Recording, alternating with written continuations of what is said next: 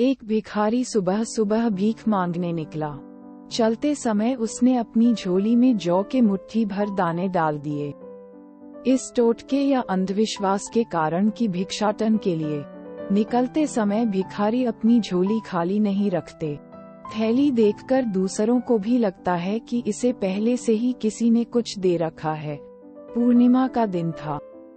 भिखारी सोच रहा था कि आज अगर ईश्वर की कृपा होगी तो मेरी यह झोली शाम से पहले ही भर जाएगी।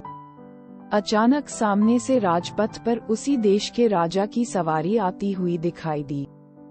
राजा उस गरीब के पास आकर बोले, मेरे गुरु ने कहा है कि आज मुझे किसी भिखारी से भीख लेनी है। इस उपाय से अपने राज्य का संकट दूर हो जाएगा। देने से कोई चीज कभी घटती नहीं, लेने वाले से देने वाला बड़ा होता है। राजा की बात सुनकर भिखारी हैरान हो गया। एक राजा उससे भीख मांग रहे हैं, वह मना नहीं कर सकता था।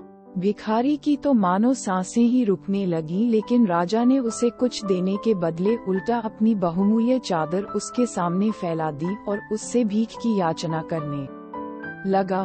भिखारी को समझ नहीं आ रहा था कि वह क्या करे। अभी वह सोच ही रहा था कि राजा ने पुनः याचना की। भिखारी ने अपनी झोली में हाथ डाला, मगर हमेशा दूसरों से लेने वाला मन देने को राजी नहीं हो रहा था।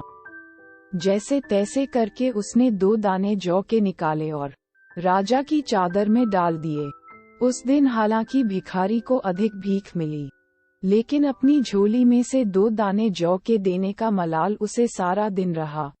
शाम को जब उसने अपनी झोली पलटी तो उसके आश्चर्य की सीमा न रही।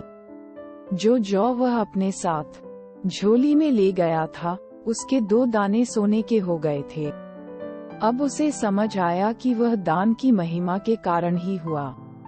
वह पछताया कि काश उस समय उसने राजा को और अधिक जौ दिए होते, लेकिन दे नहीं सका क्योंकि उसकी देने की आदत जो नहीं थी। आशय यह है कि देने का दिल रखना चाहिए। इससे आत्मिक संतुष्टि भी मिलती है और किसी की सहायता भी। तो कैसी लगी आपको ये छोटी सी कहानी? हमें कमेंट करें और कहानी को शेयर जरूर करें। धन्यवाद।